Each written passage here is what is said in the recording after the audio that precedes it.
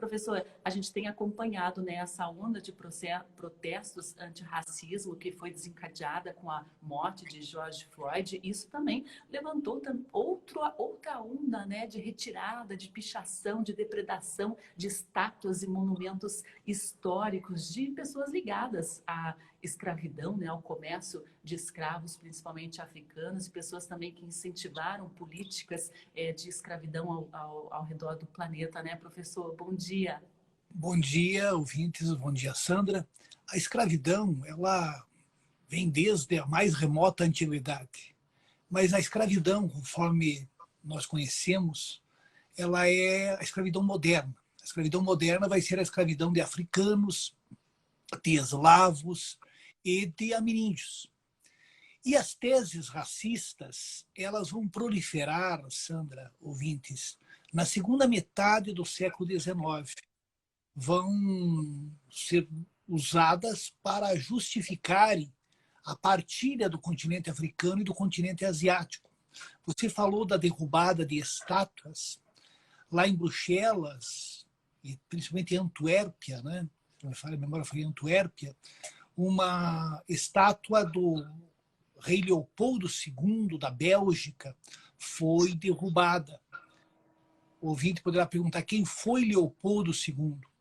Leopoldo II tinha o desejo de formar um império. E ele vai, através de prepostos, ele nunca esteve no continente africano, ele vai fazer uma série de acordos com chefes tribais africanos e também, usando da força, vai dominar um território imenso, onde hoje é a República Democrática do Congo. Era o chamado Congo belga. Nós temos uma série de denúncias que elas proliferaram em fins do século XIX em relação às atrocidades praticadas pelos belgas no Congo, inclusive com mutilações de pessoas que haviam se rebelado contra o domínio belga. E, ironicamente, era Estado livre do Congo, só que de livre não tinha nada. O que essas pessoas hoje estão questionando é se uma figura tão perversa, um homem que foi um dos responsáveis por milhares de pessoas serem mortas, serem escravizadas, sob a capa de que estava levando ao progresso, mereça ter uma escultura em uma praça pública. É mais ou menos como aqui no Brasil, não é, Sandra, ouvintes? Nós temos diversas rodovias. Por exemplo, Antônio Raposo Tavares. Quem foi Antônio Raposo Tavares? Alguém dirá, foi um bandeirante, um desbravador, um dos responsáveis pela ampliação do território brasileiro. Essa visão ela é discutível, porque hoje sabe-se que a ampliação do território brasileiro se deu principalmente por pequenas comunidades que vão ocupando áreas que, pelo Tratado de Tordesilhas, pertencia à Espanha. Por exemplo, Curitiba, que vai se transformar em vila em 1693, estava numa área que pertencia à Espanha. Mas voltando, o Raposo Tavares atacou as missões jesuíticas em território paranaense, né? E diversas dessas missões foram desmanteladas. Essas missões eram mantidas pelos padres da Companhia de Jesus. Acredita-se que entre 60 e 100 mil nativos foram transportados, foram retirados dessas missões e levados para a capitania de São Vicente, onde eram escravizados. Usava-se a expressão os negros da terra ao se referirem aos índios. A pergunta é a seguinte: um homem que foi responsável por um verdadeiro genocídio merece ser homenageado com o nome de uma rodovia? Tem a Fernão Dias Paz, tem estátua do Borba Gato, do Anhanguera e por aí afora. Então, há uma discussão sobre se esses nomes devem ser mudados ou se essas esculturas devem ser removidas. Os mais moderados propõem que, ao lado dessas estátuas, tenha também uma biografia, não só mostrando os feitos desses senhores, mas principalmente aquilo que eles praticaram, digamos assim, de mal para muitas pessoas. A gente está vendo aí a figura do Borba Gato, né, professor Mucilin? Quem foi essa figura histórica aqui no Brasil? O Borba Gato foi também um bandeirante e ele foi um dos responsáveis pelo início do ciclo da mineração na região das Gerais. Os paulistas vão encontrar ouro, depois diamantes, nas Gerais. Apesar de que o ciclo do ouro ele começou por aqui também, sabe, Sandra? Aquela região de Cananéia, Iguape, o litoral paranaense, nos rios como Nundiaquara, o Rio do Pinto, o Rio Sagrado, aqui o Atuba, o Belém. Pasmem, ouvintes, no Rio Belém tinha ouro. Parece que tem ainda, né? Você olha assim, às vezes está a água meio amarelada. O Rio Atuba. Então, o Borba Gato ele se notabilizou durante esse período do ciclo da mineração. E cá entre nós, né, Sandra, os ouvintes que estão acompanhando pelo Instagram podem notar, é uma escultura medonha de feia, né? Uma escultura que, em termos artísticos, não, não acrescenta absolutamente nada. Então, talvez pegar esse Borba Gato e levar para um museu. Não sei se muitas pessoas irão apreciar e não deixá-lo num local público. E há aqueles que dizem que não, que devem permanecer, pois fazem parte da história do Brasil, quer para o bem, quer para o mal. Né? Nós não temos muitas esculturas de Cunhambebe, de Aimberê, de tantos nativos, de Pairacá, que lutaram contra a expoliação, a dominação e a conquista das terras nas quais eles viviam e que os europeus invadiram. Professor, essa escultura do Borba Gato realmente é horrorosa, mas a gente tem uma escultura aqui, o monumento às bandeiras, né, que fica em São Paulo, que é fantástica essa obra e também tem uma representação, né, há um questionamento sobre o tipo de representação que ela traz, né, justamente pela questão da escravidão, né, professor? É verdade. Essa, do ponto de vista artístico, nós podemos dizer que deve ser elogiada, né? Uma estética assim bastante moderna e bastante avançada. Agora, o que a gente tem que questionar, Sandra, é que muitas vezes a história ela é usada para fins políticos. Por que houve uma exaltação gigantesca das bandeiras? Porque no começo do século XX, São Paulo despontou como o estado mais poderoso economicamente. Ali na República Velha, os políticos que dominavam o cenário nacional, em geral, eram paulistas. Alternavam-se na presidência da República paulistas e mineiros. Era a famosa política do café com leite. Então, o governo do estado de São Paulo incentivou pesquisas em relação às bandeiras. E vamos ter uma exaltação da figura do bandeirante. O próprio Washington Luiz, que foi presidente da República, ele depois que foi afastado, ele se dedicou às pesquisas e escreveu um livro bastante interessante sobre esse período das bandeiras, em que, obviamente, o estado de São Paulo, antes era a capitania de São Paulo, se notabilizara. Tem a história das bandeiras do Afonso Tuné e de outros autores, todos com esse viés de exaltação dos bandeirantes. Então, a história, normalmente, ela é revisitada em defesa de questões atuais. Por exemplo, Sandra, nós estamos assistindo gigantescos protestos nos Estados Unidos em decorrência do assassinato lá do George Floyd. Por que isso? Nós temos que mergulhar na história dos Estados Unidos.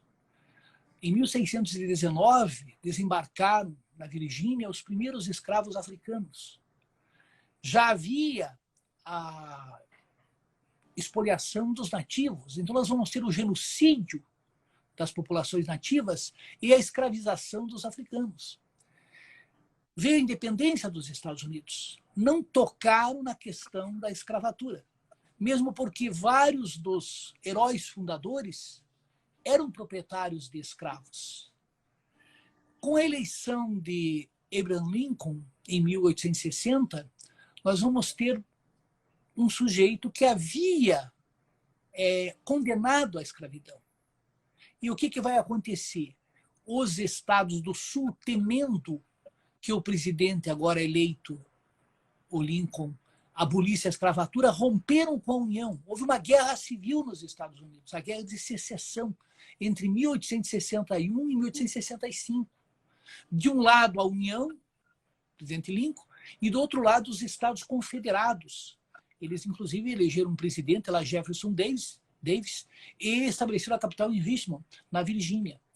A Guerra de Secessão foi uma guerra civil, a primeira guerra moderna, em que morreram entre 650 mil e 700 mil norte-americanos.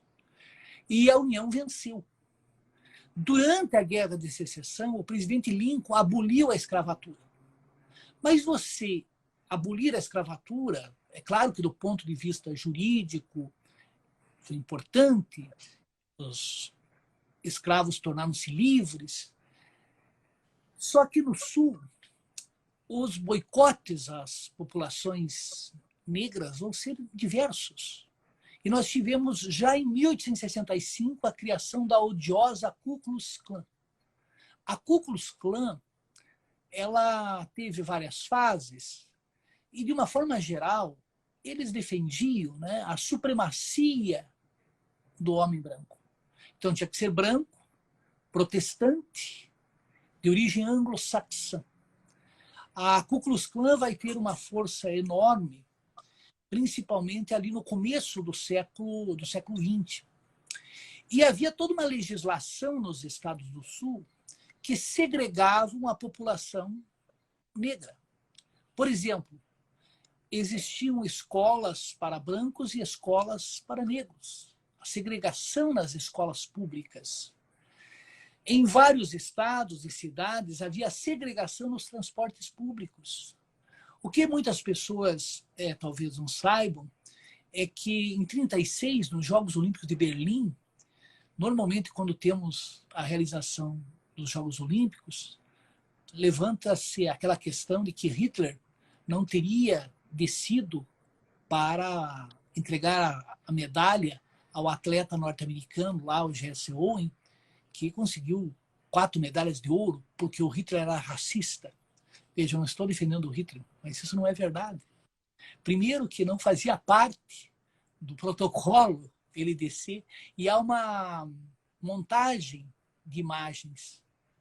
O Hitler, na verdade, riu quando o Jesse venceu.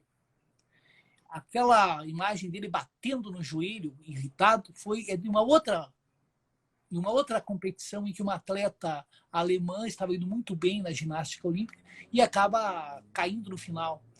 Eu sei dizer que o que os norte-americanos não contam é que os atletas negros ficaram em aposentos separados dos atletas brancos. O racismo em relação aos afro-americanos era intenso na década de 1930.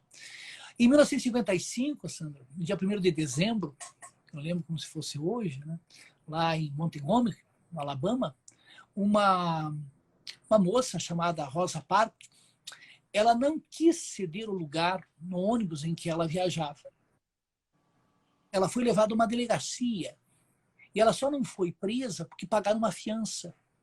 Iniciou-se um grande movimento de boicote.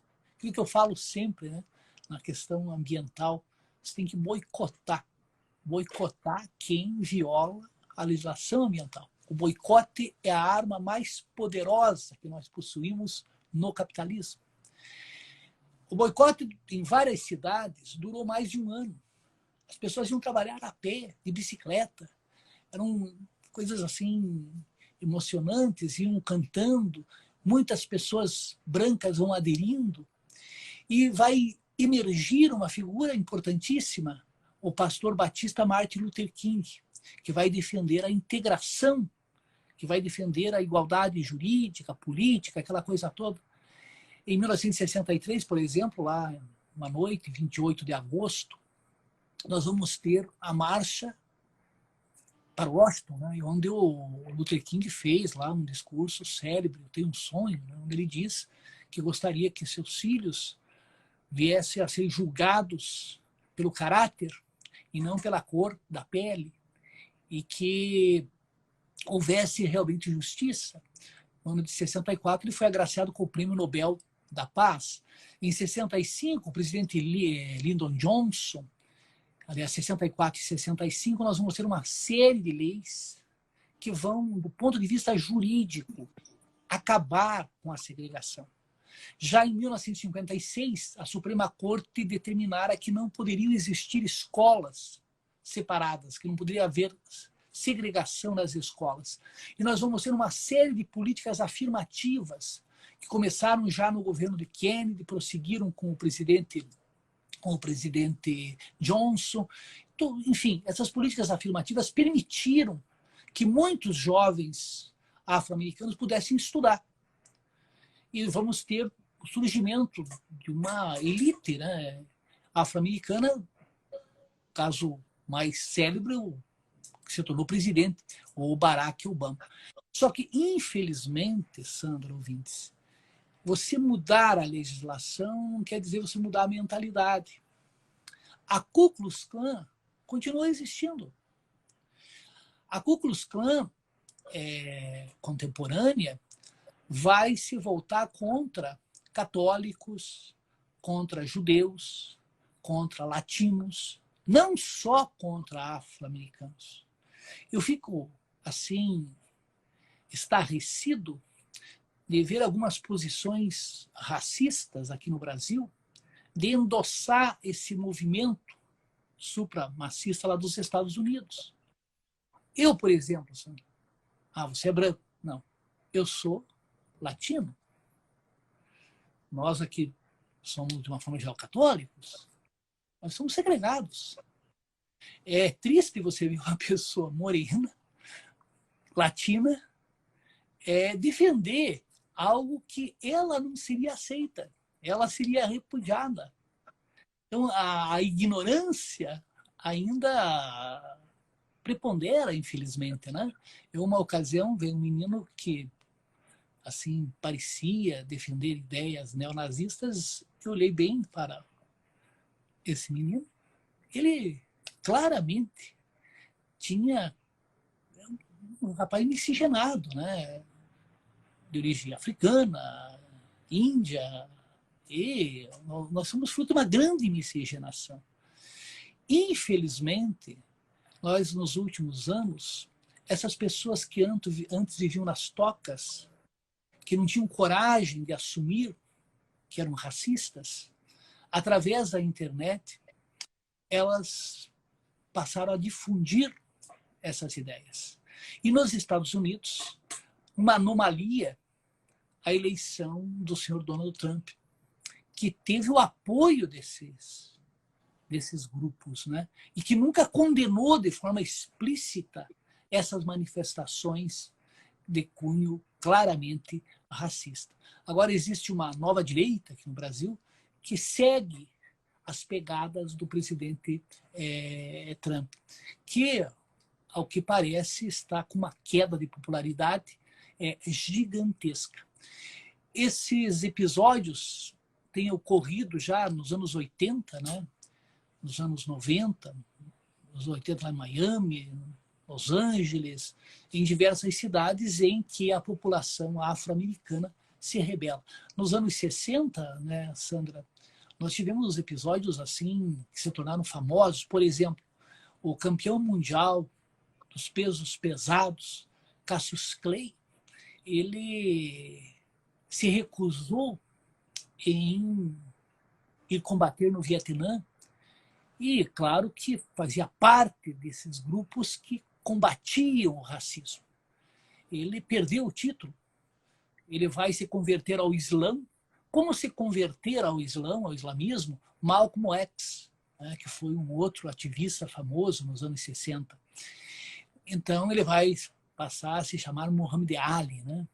Nós vamos ter nos Jogos Olímpicos de 68, na cidade do México, nós tivemos uma competição de 200 metros no atletismo, e quando, da premiação, né, um rapaz chamado Tommy Smith, que obtivera a medalha de ouro, e um outro rapaz chamado John Carlos, que obtiveram a medalha de bronze, e tiveram a participação do atleta que ganhou a medalha de prata, o Peter Norman, que era australiano, e na hora da execução do hino dos Estados Unidos, eles levantaram o braço e baixaram a cabeça, numa saudação Black Power, né, do poder negro. Naquela época também havia sido criada um partido, o Partido das Panteras Negras. Claro que muitas vezes houve violência também por parte dos Panteras Negras em relação àqueles que eles consideravam que oprimiam a população afro-americana. Falei demais. Professor, não, tá ótimo. Inclusive temos o comentário aqui do Alexandre Salvador. Ele fala, né, como é bom ouvi-lo, professor. Hoje sou professor de história por culpa, né, entre aspas, de você e do professor Daniel. Muito legal, né, você inspirando aí novas gerações de professores de história. E a gente tem aqui essa questão da derrubada, da pichação, depredação de estátuas, de monumentos, né, de pessoas que foram ligadas ao racismo, né, ela desencadeou uma onda em outros, não só nos Estados Unidos, mas como no Reino Unido, na Bélgica, né, e existe um receio de que isso chegue até aqui ao Brasil, né, possa acontecer a mesma coisa com esses monumentos. Até tem aqui a imagem do fundador do escotismo, né, o Baden-Powell, foi retirada essa estátua com medo de uma depredação, que ela seja alvo, né, de uma destruição aí, e nem o mestre Yoda aqui escapou da pichação lá nos Estados Unidos. E isso pode acontecer sim aqui no Brasil, né? Claro que a gente está vivendo um momento atípico de isolamento social, que as manifestações estão bastante tímidas por aqui, né, professor? Mas existe também uma ideia aí de se rever esse tipo de monumento, não só a retirada, mas as novas construções, né? Que tipo de gente, que tipo de ícones que nós devemos exaltar aqui no Brasil, né, professor? É verdade. Você veja, Sandra, uma estrada, por exemplo, ela é construída por trabalhadores. Geralmente não há nenhuma homenagem a esses trabalhadores. Foi na gestão do governador fulano de tal, ou foi o presidente fulano de tal. Eu gosto muito de um poema do Bertolt Brecht, em que ele pergunta quem construiu a grande pirâmide de Quéops. A gente não tem o nome do arquiteto, não tem os nomes dos que trabalharam, tem o nome do faraó. Na verdade, ele não construiu. É muito comum o político dizer, eu fiz. O meu, você não fez. Foi na sua gestão, com dinheiro público, que trabalhadores fizeram. Então, você centralizar em uma pessoa e atribuir os méritos a essa pessoa apenas é um equívoco. Eu não chegaria tanto de ficar destruindo monumentos, mas que seria necessário uma revisão, seria. Lá em Londres, o prefeito tomou uma decisão, né, que vão rever. Porque é um absurdo você ter uma estátua exaltando um traficante de escravos. Né? Então, quem é o herói? O herói é aquele que, para um determinado grupo, fez algo que beneficiou esse grupo. Onde está o heroísmo do Raposo Tavares em relação aos nativos? O que pensou no Brasil? O que pensou no Brasil? Não havia nem ideia de Brasil nessa época. Portanto, há um discurso de um patriotismo canhestro, né, que acaba escamoteando a verdade histórica. Então, se tivéssemos essas esculturas e as pessoas realmente... Primeiro, se as pessoas tivessem um conhecimento histórico melhor, não homenageariam essas pessoas. Mas os que fizeram essas homenagens, conforme eu disse, tinham interesses políticos. era a elite paulistana, né, que procurava exaltar São Paulo como a locomotiva do Brasil. Aqui no Paraná, lá em Ponta Grossa, você acompanhou, né, Sandra? Houve um movimento dos vereadores para alterarem o nome da avenida, avenida lá, Vicente É a Machado, Avenida Vicente Machado, é a principal para ali, o Rua nome de Comércio. da Corina Portugal, né? Mas acabou não vingando a ideia. Mas foi interessante porque trouxe à tona a figura da Corina e um momento da história de Ponta Grossa que normalmente não era conhecido.